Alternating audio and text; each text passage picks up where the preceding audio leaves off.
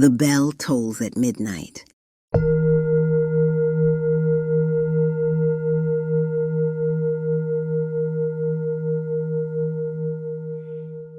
Greetings. I'd like to welcome all of my midnight marauders. Come on in, get comfy, and lend me your imagination. You need never seek to exact revenge on those who know right from wrong, for the powers that be are preparing their certain karma as we speak, and keeping their appetite in control could be gravely beneficial. But unfortunately, the men in this small town in Louisiana must find this out the hard way. I was asleep on the porch swing in what seemed to feel like 90-degree weather at 2:16 a.m. in the morning when I awoke to blood-curdling screams coming from the direction of Volupty's boutique, a popular little spot where you can most certainly get a little bit of whatever it is you need. Knockoff designer wear for the busty, hippie, thick-bottom women, or as they call them nowadays, women with curves, perfume, pumps, wigs, and a whole lot more at Miss Volupty's, child. A new-do and a hot fish platter with a side of hush puppies, greens, and yams. Most folks come for Miss Volupty Stack's delicious spicy gumbo, and yes, Lord, it's good.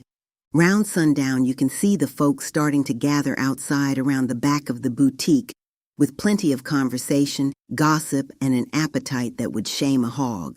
Some say that Miss Volupty Stacks seasons her gumbo with that Creole love and other herbs. Some say she puts a special potion or roots in certain folks' food, those particular folks to her choosing. You know, men folk, I jumped off the porch swing with a back as stiff as tree bark. You see, I got up last night thinking about Rocket, an old flame that didn't amount to a Scooby snack. I found myself as hot as the devil's toenail trying to escape that oven of a house. I ran inside to wake my youngest son, Gunther. Gunther! Gunther! Wake up! I heard a loud scream at Volupty's. Soon after he heard that name, Gunther jumped out of bed sweating from this stifling sauna and ran outside in nothing but a pair of boxers, making sure to grab his .38 off the dresser before exiting the front door. Gunther is rather large, with big hands known for knocking fools out. He stood 6 feet 4 inches tall and weighed around 230 pounds, thick black, beautiful wavy hair down past his shoulders. Gunther strides uphill towards Volupty's place, and I could barely keep up with him. Just as we were about to approach the store, the police came speeding around the corner, lights flashing and sirens blaring. Suddenly, we heard Volupty crying to the top of her lungs, yelling, "He shot himself in my hallway! Oh my God!"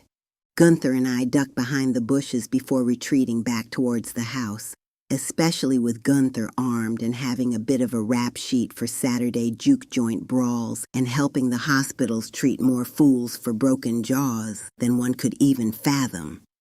We sat on the front porch and watched as the ambulance pulled up and went directly to the back of the store and into Volupty's small house. Gunther and I sat on the porch for hours, and by this time, several neighbors have begun to pour outside. Folks gather in gossiping groups amongst themselves. Bug-eyed circles of nosy secret sinners stare intensely, shaking their self-righteous hypocritical heads in the direction of Volupty's boutique.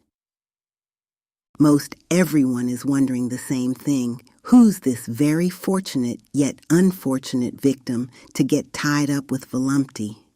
Through the crowds of wide-eyed, nosy onlookers, you can hear whispers saying, "Volupty gull, you done stuck your foot in it now," Gunther mumbled under his breath. I knew that big old manipulative-ass witch was up to no good.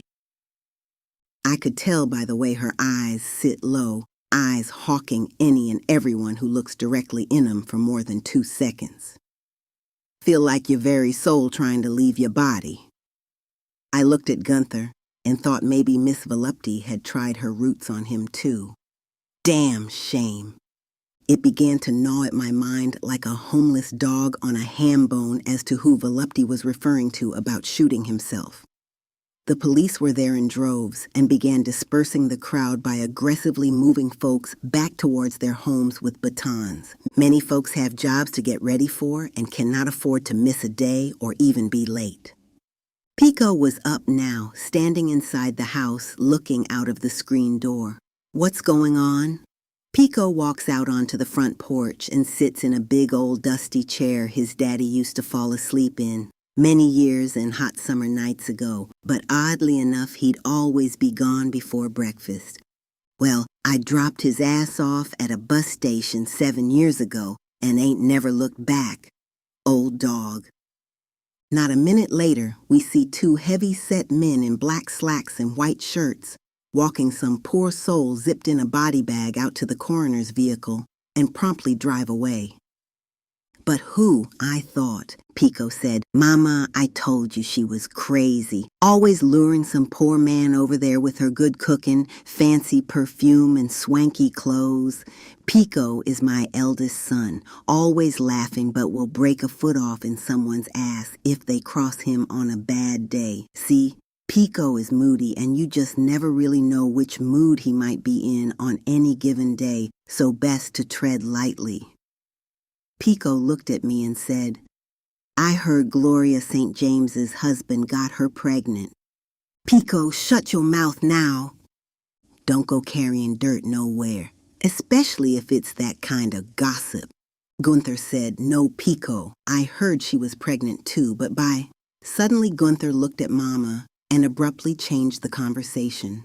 "Pico, are you still working for Beasley's on the weekends, dropping off produce for their outdoor market?" Gunther asked. Pico looked at me again and then looked down at the ground. Then I knew something was up. "What the hell is going on, Pico?" "What, Mama?" "Every time you know a secret about somebody, you look at them and look down at the ground. You've been doing the same thing since you were about 10. Now spill it." Just then, Gunther put his hand up towards Pico and said, "Wait, Pico, I got this." Pico looked relieved, but just as Gunther was about to spill the tea on why they both were acting sort of strange, an officer began to approach the porch. "Morning, folks." "Morning," Mama replied as I looked over at Gunther, and his eyes squinted like he was trying to read the small letters on the eye test at the DMV. Neither he nor Pico much care for cops, and they have their reasons, curious as to what this cop wanted with anyone at this residence. "Can I ask y'all a few questions about last night?" the police officer asked. I quickly said sure, knowing neither Pico nor Gunther would agree to answering any questions if they didn't have to. "Did any of y'all hear anything suspicious around 2 a.m. this morning?" Pico looked at Gunther and said, "We were asleep." One eyebrow rose above the other. That's when Gunther said, "What exactly do you mean by suspicious, officer?" The officer looked at Gunther and said, "Gunshots, son." Pico looked at Gunther as he went to interject before Gunther could retort, but it was already too late, and Gunther hissed in a low tone, "No, sir, officer. And be sure to let me know just when you became my daddy, and I might consider you a part of my family." Gunther leaned in closer to look at the officer's badge and said, "Officer Dumbass." The officer, infuriated, said, "That's pronounced Dumas, son, and you look here." Just then, a fight broke out across the street. Big Odessa Fairview had grabbed Connie Delaney by her weave and was dragging her like a rag doll in front of Betty and Leroy Rogers' house, located right next to Volupty's boutique. Officer Dumas turned in a huff and proceeded back across the street, running at the same pace you would see molasses sliding down a frozen pole in the dead of winter. I guess anyone carrying as much gut as him couldn't possibly move any faster.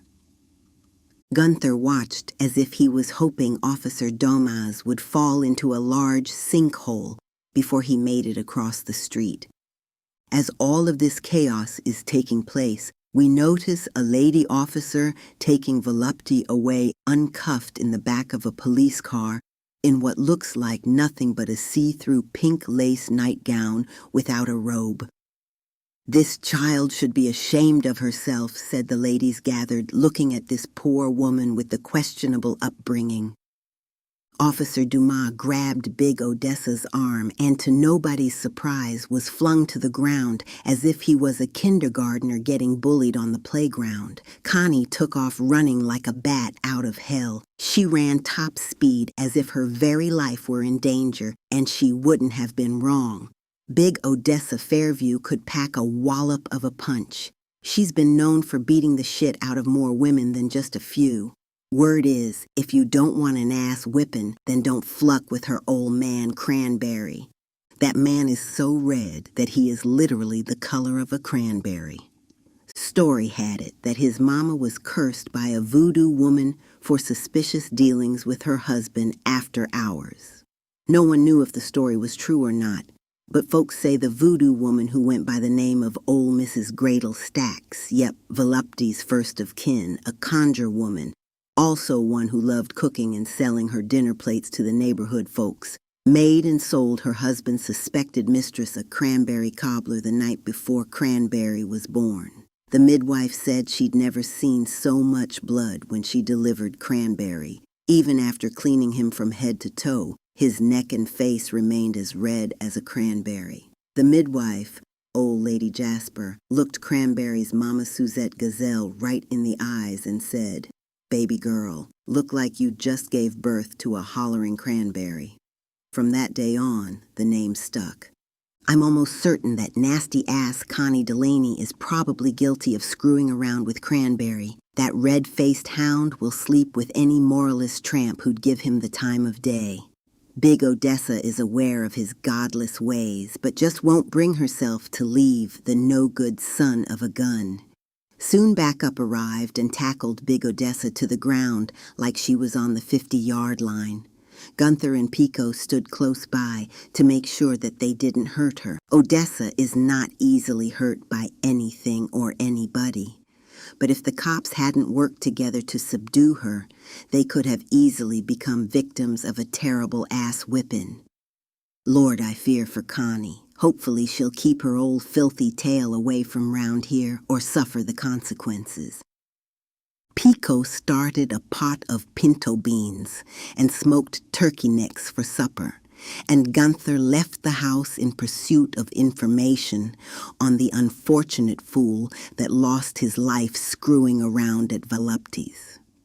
No man in his right mind would be brave enough to get caught at her house, and if they were there, they'd stick around just long enough to sweat on top of her big old bosoms and take off as soon as they regained consciousness.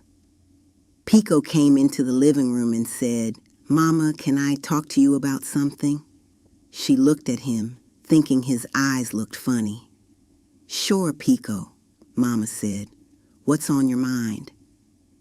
"The other day I caught Gunther walking over to Volupty's house in broad daylight.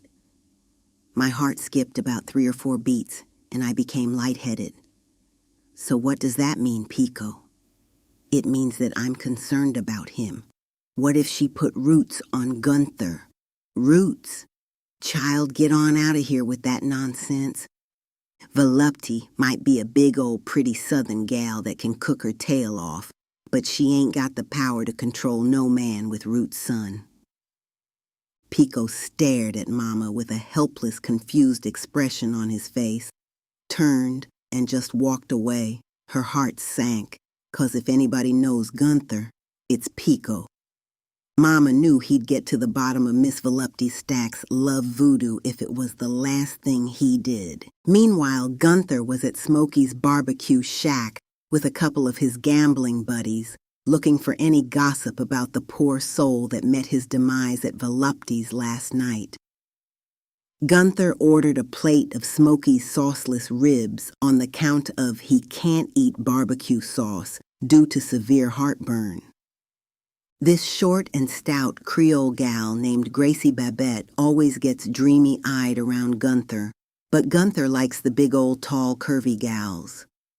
Gracie calls out a large stack of sauceless ribs on the loudspeaker, and Gunther takes his time going to the counter as he's checking out the dining area, looking and listening for conversation about the Volupty incident. As he approaches the counter, Gracie's eyes widen and she says, "Hey, handsome." A smile rose over Gracie's face, as big as the Cheshire cat on the Alice in Wonderland book. But Gunther barely looks at Gracie, grabs his large stack of sauceless ribs, and returns to his seat. Gracie drops her head and retreats to the back of the restaurant. Suddenly, Connie Delaney enters Smokey's, looking very disheveled and uneasy. She takes a seat next to an older woman who seemed awfully concerned about her. Gunther slides into the empty seat behind the ladies to eavesdrop on their conversation. The older woman looked at Connie and said, "Baby, what happened?" Connie burst into tears and said, "Big Dessa attacked me." I told her it wasn't me. He dumped me for that big-breasted tramp. I hope she fries, that fat blitch. One of the older women asked, "Where is Big Dessa now?" "I don't know. I ran when the cops pulled her fat ass off of me. Poor Cranberry is dead." Just then you could hear gasp like someone letting the air out of a giant balloon. Gunther jumped up, leaving his large stack of sauceless ribs sitting on the table, jumped in his pickup, and lead-footed it back home, parking so fast dust stirred in the air like a tornado. Gunther ran up the stairs yelling, "Mama, Pico!" I found out who died at Volupty's last night. The screen door hit the doorframe hard, and as soon as Gunther ran into the living room and noticed Betty Rogers sitting on the couch staring with eyes as big as saucers, along with Pico and Mama. Mama jumped up and said, "Gunther, we have company." Gunther stopped mid-stride like he just ran into an invisible brick wall. Betty Rogers said, "Gunther, did you just say you know who died at Volupty's?" Gunther looked at Pico intensely, then back at Betty and said, "No, Miss Betty. I meant that someone down at Smokey's Rib Shack was hinting on who they thought was shot dead at Volupty's." Mama intervened. "Okay, Gunther, that's quite enough. What I tell you about spreading folks' business you know nothing about?" Mama took Betty by the arm as she helped her up off of the couch and walked her out onto the front porch. Betty gazed across the street and in a low whisper said, "Girl, I knew that big-ass witch was too dangerous for men to be eating her food, but I never knew she was actually deadly." Mama coughed in shock, putting her hand over her mouth. Gunther watched as Mama and Miss Betty sat out on the porch swing, talking about Volupty stacks in a way that would have one repenting in church for a year. Gunther turned around, and Pico was standing right up on his neck, with both arms folded high across his chest and legs spread in a solid stance, with his eyes narrowed to slits, and said in a low, menacing voice, "Gunther, if you know something, you better tell me right now, little bro." Gunther knew this side of Pico all too well. Gunther didn't hesitate to tell every piece of information he'd overheard loudmouth Connie spreading gossip to the older women. Suddenly, Pico said, "Come ride with me, lil' bro." Gunther looked confused as Pico darted in the back room and grabbed his big black Bible, the one hollowed out to fit his gun in it, looked at Gunther and said, "Get your piece and let's go." Gunther began to feel nauseated as Pico wide strides to the pickup truck, leaving a lagging Gunther behind, trying to keep up as a .38 pistol is snug and hidden in his waistband. "Gunther, come on, man," shouts Pico from the truck. "Where y'all boys on your way to?"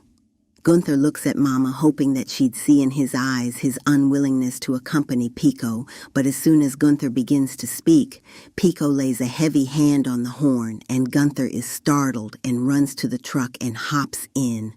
Wheels spin as he revs the engine. Dust flies over where Mama and Betty are sitting. They begin waving their hands in front of their faces, coughing with squinted eyes. "Damn it to hell," shouts Mama. Pico was driving like a bat out of hell, and Gunther was afraid to ask him where they were going, but after about 5 minutes of Pico staring out of the window, driving like he was running from the law, Gunther said, "Hey, man, what's this all about?" Pico sat in silence, and it chilled Gunther to the bone. His mind began to wonder what is making Pico act so crazy. He pulled over abruptly, and the tires came to a screeching halt. Thank God Gunther wore a seatbelt as he lunged forward and then slammed back into his seat. "Pico, what's wrong, man?" Pico folded his hands over the top of the steering wheel and dropped his head on his arms and said in a low, shaky voice as his emotions spilled forth, "I know who killed Cranberry," Pico said. Gunther responded, "Man, what are you talking about?" "Who, Pico? Who?" Gunther asked frantically. Pico lifted his head and looked at Gunther wide-eyed and said, "Me." Just then, Gunther felt himself on the verge of blacking out, as if he were about to faint, and everything in fact went black. The next thing he remembered was sitting in the truck looking at the outside of House of Diamonds, the busiest strip club you can find this side of Louisiana. It was dark as pitch, and the cars were stacked deep. Then it dawned on Gunther. It's Friday night, Pico's payday, and he'd already gone inside, got sloppy drunk, and started a fight with someone sitting next to the stage. Gunther knew his best bet was to make sure he didn't have that gun in his waistband. As soon as he had the thought about it, Gunther noticed an empty Bible case on the floor, and I knew he smelled trouble brewing. Gunther approached the door and noticed all but a few of the regular married men in here spending their hard-earned dollars on some old young big rump gal with daddy issues. It was dark, and smoke filled the air, but no sign of Pico. Gunther made his way to the bar to see if Pico had ordered a drink, and to my surprise, the bartender hadn't seen Pico all night. He saw one of Pico's rivals, Big James Broly. This man can't manage to put a sentence together, but he can surely score a touchdown. Not only was he one of the most gifted college football players back in the day, but one of the most notorious ladies' men you'd ever seen, and real generous with his paper, if you know what I mean. Gunther yelled at him from across the room as he was all up on some big gal half-dressed. He turned, and as he put out his hand to embrace him with a hug, wearing the biggest smile a man could wear, I looked up and realized he was there with Miss Volupty Stacks. She was so well known that the second he turned around to hug me, 4 more men surrounded her. Big James turned back around so quick you'd thought he was a hungry pit bull guarding a rib eye, but honestly, just guarding his investment. I said, "Hey man, have you seen Pico?" James looked irritated. He and Pico had quite a stir over Miss Stacks a few years back. Even though James was a big old quarterback, Pico got the better of him, and he's hated Pico for that ever since. "Nah, man, I ain't seen your brother, okay?" Volupty looked at Gunther while sipping honey caramel brandy liquor, seemingly intoxicated, and said, "I saw him. He was sitting out back with a 5th of rum. Please go check on him," as she smiled like the moon glowing on a soft willow tree on a summer night. Gunther turned away quick, saying, "Thank you, Miss Stacks." Gunther hurried towards the back of the strip club, walking fast, trying to avoid desperate hands grabbing at his pockets. The only thing that was freaking Gunther out was why wasn't Volupty in jail? As soon as Gunther walked out of the exit door in the back of House of Diamonds strip club, he noticed Pico sitting on an old rickety chair, holding a half-empty bottle of rum and looking up at the stars. He made his presence known immediately on the count of Pico. Don't mind an accident because he practices better safe than sorry, if you know what I mean. Folks like to rob you round here if they think you drunk and have your guard down. "Hey, Pico, what's going on, man? You all right, big bro?" Pico sat motionless, a little startled by Gunther's presence. "Yeah, man, I'm all right, I suppose." Pico stopped and turned around and sat the bottle down on the ground and said, Come sit with me for a while. There's something I need to get off my chest." Just then, Gunther got a knot in his stomach, like this was going to be something he didn't want to hear. Gunther walked over slowly and sat down across from Pico so he could get a good look at his face and try to determine when it was time to run. Pico looked up at Gunther, and Gunther could see that Pico wasn't drunk, just seemed understandably pressed about what he had done. "Gunther, do you remember 2 summers ago when we would line up round sundown at Volupty's small kitchen shack in the back of her boutique for them victuals that big old gal would cook?" "Yeah." Gunther's eyes focused on Pico. "During that time I noticed one thing." "Yeah? What was that?" Gunther replied. "There were no women or children in those lines eating Volupty's cooking, just men." Pico added, "So what, Pico? What that got to do with you?" "Just sit still, Gunther, and I'll tell you," said Pico. "I don't know what came over me, Gunther, but I started craving that big old thick thigh gal like a lion craves meat when it's starving. Hey, Pico, man, every man around these parts craves Volupty stacks. She's just like sweet summer rain. What, man?" Pico looked at Gunther's face, noticing how it seemed to be in a trance-like state. "Huh, Pico." "What?" Gunther came back to his senses. Pico looked Gunther directly in the eyes for a few seconds, then continued. "Like I said, Gunther, I began to see visions of Volupty swimming through my head all night. On the night Cranberry got killed at Volupty's place." Gunther shook his head.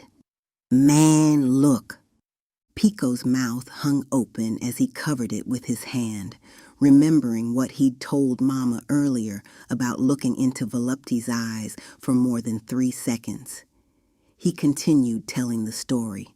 "Suddenly I heard a loud pop, and I was startled awake only to find that Volupty was screaming in my ear and Cranberry was on the floor with blood oozing out of his chest. I jumped up feeling like I had been under some sort of spell or roots or something. I ran across the street, dove behind the gardenia bush on the side of our house, then dove headfirst through my open window." Gunther placed his hand on Pico's shoulder and sat in silence as Pico began to cry. "It's all right, Pico." "Hey man, let's get out of here."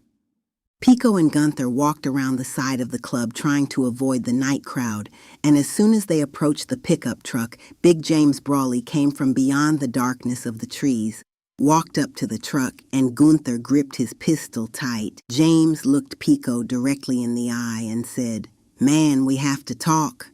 As James began to open his mouth, Volupty approached the truck, took one deep gaze at James, and like a child, he dropped his head and went and stood behind Volupty as she stared intensely at Pico, then Gunther.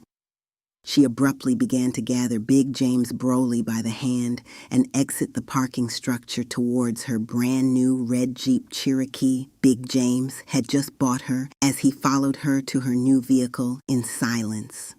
All Gunther and Pico could think about was how fortunate and unfortunate Big James was. The crowd seemed to be stirring as fights broke out in the parking structure. Folks began stirring up chaos at one another. Fists were starting to fly, and police began to show up in droves. Gunther saw Gracie Babette from the rib shack and pulled her to the side to ask her what was all the commotion about. That's when she dropped a serious bomb and said that some of the men were saying some pretty unsettling things about what happened to Cranberry. Gunther said, "Why would anybody be happy Cranberry was dead?" Gracie looked down and said some of those men enjoyed their time with Volupty so much and he was taking up too much of it. Some men even claimed Volupty would summon them at strange hours to take advantage of them while their wives and girlfriends were sleeping. Pico looked at Gracie Babbitt and said, "Gal, you sound crazy," then ducked his head inside of the truck looking nervous and irritated, and quickly fastened his seatbelt. Gracie, in a low, shaky voice, said, It's so sad. Big Odessa Fairview was charged earlier this evening with Cranberry's murder. She confessed to police that she followed Cranberry as he drove to Volupty's in the wee hours of the morning, parked his car, and walked slowly and quietly into her home as if he was in a trance. Big Odessa told the officer that he approached Volupty's bedroom door and started to disrobe, and Big Odessa said she snapped, pulled her .44 Magnum out of her jacket pocket as she heard a gunshot. All she remembered was Cranberry hitting the floor like a redwood tree falling in the woods as Big Odessa scurried out of the back door and hid behind Betty and Leroy Rogers' garage until all the other neighbors came out to see what happened at Volupty's. She then blended in with the crowd. The police had arrested her for beating up messy Connie Delaney, but when they found out it was her husband that had been shot at another woman's house in the wee hours of the morning, and seeing her violent temper sparked an investigation on her.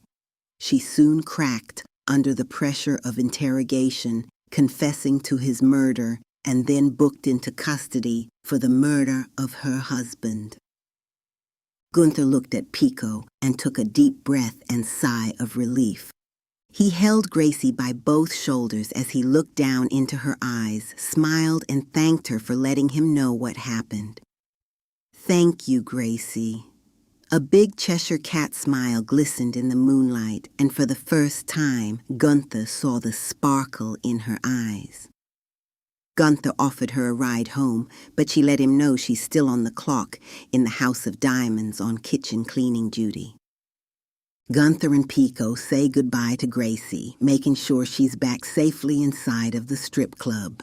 Pico starts the pickup truck and takes off down the road back to the house with Mama, now with a peace of mind they didn't expect to have for a long time. Pico said, "Gunther." "Yeah, Pico?" "You ate that big old gal's cooking, didn't you?" Gunther looked up real slow, kinda quiet-like, and said, "Yeah." Pico looked directly into Gunther's eyes for about 3 seconds and said, "Never mind, lil' bro. Let's go home."